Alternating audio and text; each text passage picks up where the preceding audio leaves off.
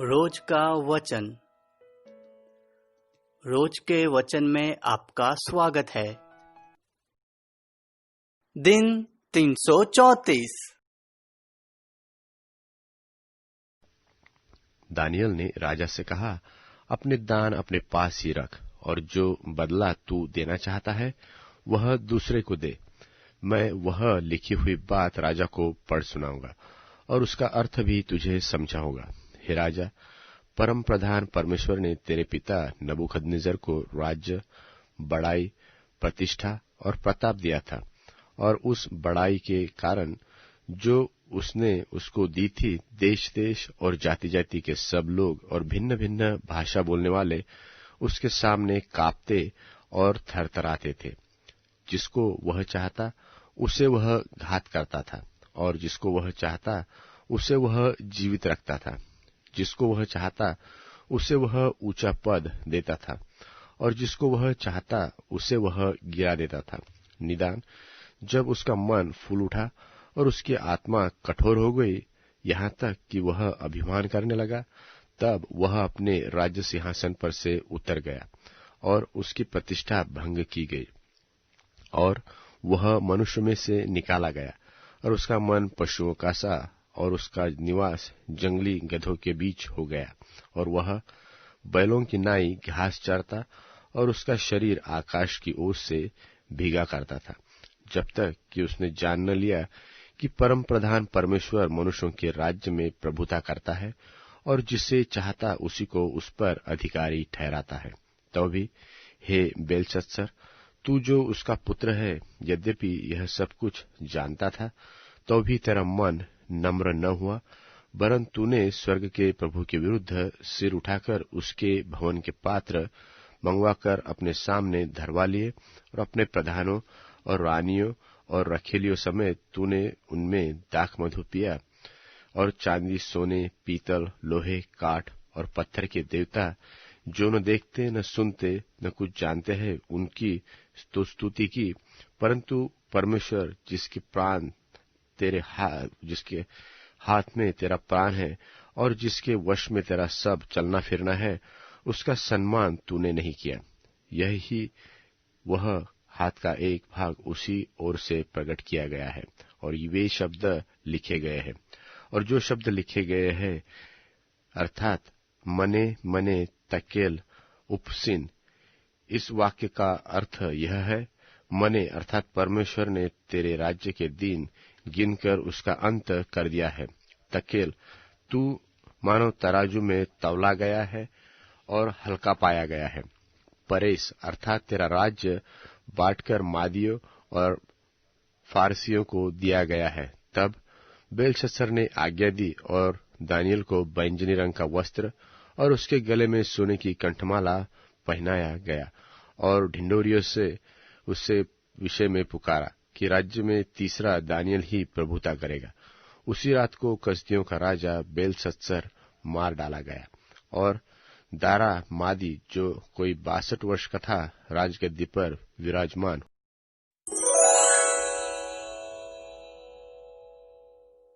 Daniel भविष्यवक्ता की पुस्तक अध्याय 6।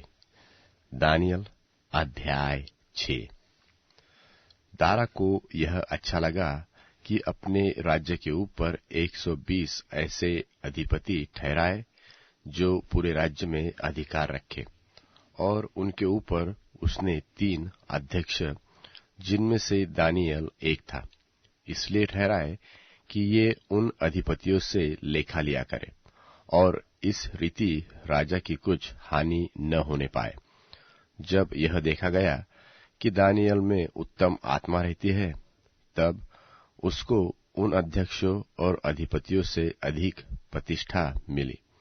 वरन राजा यह भी सोचता था कि उसको सारे राज्य के ऊपर ठहराऊंगा। तब अध्यक्ष और अधिपति दानियल के विरुद्ध राज्य कार्य के विषय में दोष ढूंढने लगे, परंतु वह तो विश्वास योग्य था, और उसके काम में कोई भूल व दोष न निकला, इसलिए वे ऐसा कोई अपराध व दोष पा न सके। तब वे लोग कहने लगे, हम उस दानियल के परमेश्वर की व्यवस्था को छोड़ और किसी विषय में उसके विरुद्ध कोई दोष न पा सकेगी। तब वे अध्यक्ष और अधिपति राजा के पास उतावली से आए और उससे कहा, हे राजा दारा, तू युग-युग जीवित रहे। राज्य के सारे अध्यक्षों ने और हाकिमों, अधिपतियों, न्यायियों और गवर्नरों ने भी आपस में सम्मति की है कि राजा ऐसी आज्ञा दे और ऐसी कड़ी आज्ञा निकाले कि 30 दिन तक जो कोई, हे राजा, तुझे छोड़ किसी और मनुष्य से व देवता से विनती करे, वह सिंहों की मांद में डाल दिया जाए। इसलिए अब हे राजा, ऐसी आज्ञा दे और इस पत्र पर हस्ताक्षर कर, जिससे यह बात मादियों और फारसियों की अटकल व्यवस्था के अनुसार अदल बदल न हो सके। तब राजा दारा ने उस आज्ञा पत्र पर हस्ताक्षर कर दिया। जब दानियल को मालूम हुआ कि उस पत्र पर हस्ताक्षर किया गया है, तब वह अपने घर में गया, जिसकी उपरोटी कठोरी की खिड़कियां यरूशलेम के सामने खुली रहती थी, और अपनी रीति के अनुसार जैसा वह दिन में 3 बार अपने परमेश्वर के सामने घुटने टेक कर प्रार्थना और धन्यवाद करता था, वैसा ही तब भी करता रहा। तब उन पुरुषों ने उतावली से आकर दानियल को अपने परमेश्वर के सामने विनती करते और गिड़गिड़ाते हुए पाया। सो वे राजा के पास जाकर उसकी आज्ञा पत्र के विषय में उससे कहने लगे कि हे राजा, क्या तूने ऐसी आज्ञा पत्र पर हस्ताक्षर नहीं किया कि 30 दिन तक जो कोई मुझे छोड़ किसी मनुष्य व देवता से विनती करेगा, तो वह सिंहों की मांद में डाल दिया जाएगा? राजा ने उत्तर दिया, हाँ, मादियों और फारसियों की अटकल व्यवस्था के अनुसार यह बात स्थिर है। तब उन्होंने राजा से कहा, यहूदी बंधुओं में से जो दानियल है, उसने, हे राजा, न तो तेरी ओर कुछ ध्यान दिया और न तेरे हस्ताक्षर किए हुए आज्ञा पत्र की ओर। वह दिन में 3 बार विनती किया करता है। यह वचन सुनकर राजा बहुत उदास हो गया और दानियल के बचाव के उपाय सोचने लगा, और सूर्य के अस्त होने तक उसके बचाने का यत्न करता रहा। तब वे पुरुष राजा के पास उतावली से आकर कहने लगे, हे राजा, तू जान रख कि मादियों और फरीसियों में यह व्यवस्था है कि जो मनाही व आज्ञा राजा ठहराए, वह नहीं बदल सकती। तब राजा ने आज्ञा दी और दानियल लाकर सिंहों की मांद में डाल दिया गया। उस समय राजा ने दानियल से कहा, तेरा परमेश्वर जिसकी तू नित्य उपासना करता है, वही तुझे बचाएगा। तब एक पत्थर लाकर उस गड्ढे के मुंह पर रखा गया, और राजा ने उस पर अपनी अंगूठी से और अपने प्रधानों की अंगूठियों से मुहर लगा दी कि दानियल के विषय में कुछ बदलने न पाए। तब राजा अपने महल में चला गया और उस रात को बिना भोजन पड़ा रहा, और उसके पास सुख विलास की कोई वस्तु नहीं पहुंचाई गई, और नींद भी उसको नहीं आई। भोर को वह फटते ही राजा उठा और सिंहों के गड्ढे की ओर फुर्ती से चला गया। जब राजा गड्ढे के निकट आया, तब शोक भरी वाणी से चिल्लाने लगा और दानियल से कहने लगा, हे दानियल, हे जीवते परमेश्वर के दास, क्या तेरा परमेश्वर जिसकी तू नित्य उपासना करता है, तुझे सिंहों से बचा सका है? तब दानियल ने राजा से कहा, हे राजा, तू युग युग जीवित रहे। मेरे परमेश्वर ने अपना दूत भेजकर सिंहों के मुंह को ऐसा बंद कर दिया कि उन्होंने मेरी कुछ भी हानि नहीं की। इसका कारण यह है कि मैं उसके सामने निर्दोष पाया गया, और हे राजा, तेरी भी मैंने कुछ हानि नहीं की। तब राजा ने दानियल के विषय में बहुत आनंदित होकर उसको गड्ढे में से निकालने की आज्ञा दी, और दानियल गड्ढे में से निकाला गया, और उसमें हानि का कोई चिन्ह न पाया गया, क्योंकि वह अपने परमेश्वर पर विश्वास रखता था। और राजा ने आज्ञा दी कि जिन पुरुषों ने दानियल की चुगली खाई थी वे अपने लड़के बालों और स्त्रियों समेत लाकर सिंहों के गड्ढे में डाल दिए जाए। और वे गड्ढे में की पेंदी तक न पहुंचे थे कि सिंहों ने उन पर झपटकर सब हड्डियों समेत उनको चबा डाला।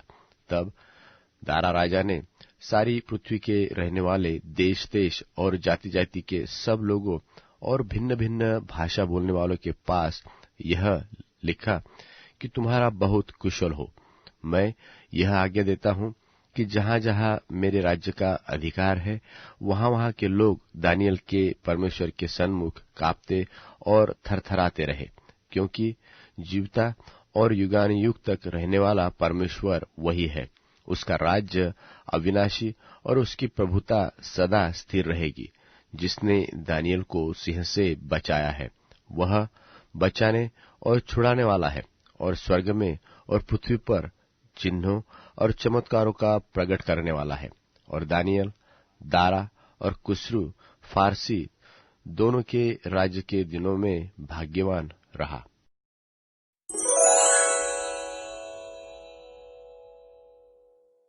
पहला यूहन्ना द्वारा लिखा पहला पत्र।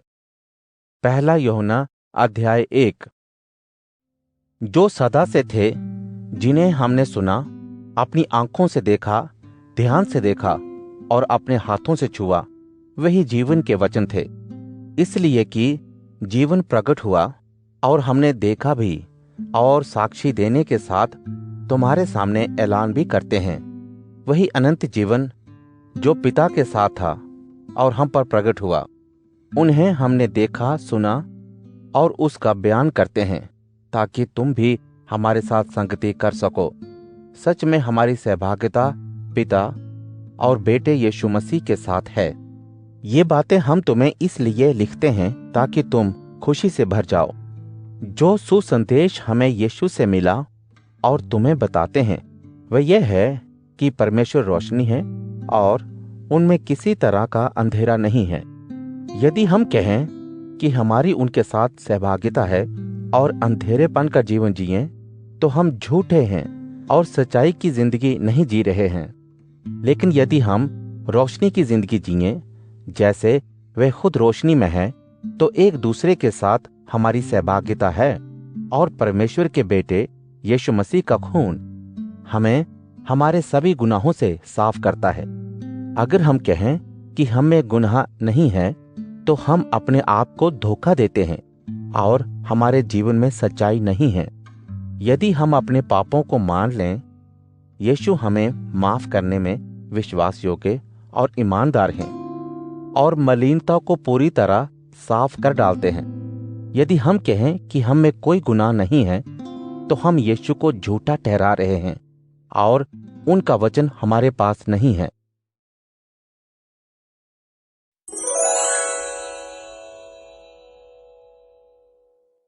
पहला यूहन्ना अध्याय 2। मेरे बच्चों, मैं ये बातें तुम्हें इसलिए लिख रहा हूं ताकि तुम किसी बात में बलवा ना करो।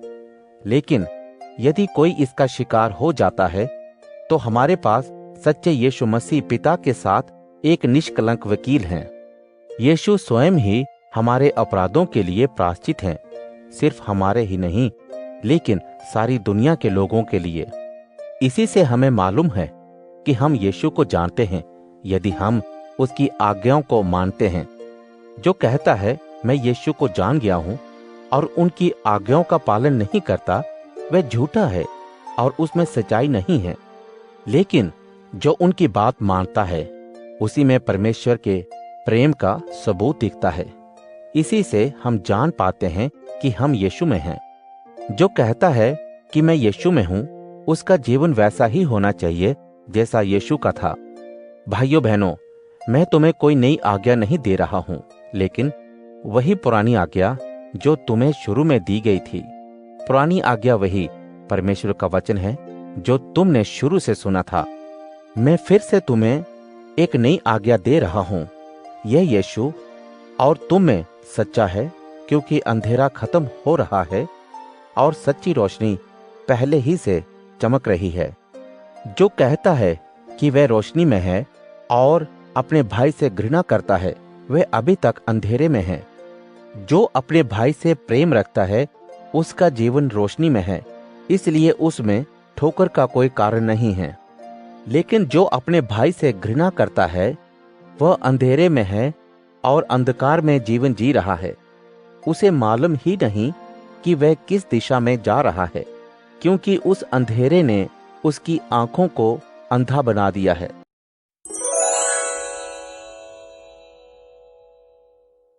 अध्याय 136 प्रभु की करुणा के लिए स्तुति। प्रभु की सराहना करो, क्योंकि प्रभु भला है, उसकी करुणा शाश्वत है। परम परमेश्वर की सराहना करो, उसकी करुणा शाश्वत है। स्वामियों के स्वामी की सराहना करो, उसकी करुणा शाश्वत है। अकेले ही महान आश्चर्य कर्म करने वाले की सराहना करो, उसकी करुणा शाश्वत है। बुद्धि से आकाश बनाने वाले की सराहना करो, उसकी करुणा शाश्वत है। सागर के ऊपर पृथ्वी को फैलाने वाले की सराहना करो, उसकी करुणा शाश्वत है। महान प्रकाश पिंड बनाने वाले की सराहना करो, उसकी करुणा शाश्वत है। उसने दिन पर शासन करने के लिए सूर्य बनाया, उसकी करुणा शाश्वत है। उसने रात पर शासन करने के लिए चंद्रमा और तारागण बनाए, उसकी करुणा शाश्वत है। मिस्र देश के पहिलौठों को मारने वाले की सराहना करो, उसकी करुणा शाश्वत है। मिस्र देश से इस्राएलियों को निकालने वाले की सराहना करो, उसकी करुणा शाश्वत है। उसने अपनी सामर्थी और शक्तिशाली भुजा से उनको निकाला था, उसकी करुणा शाश्वत है।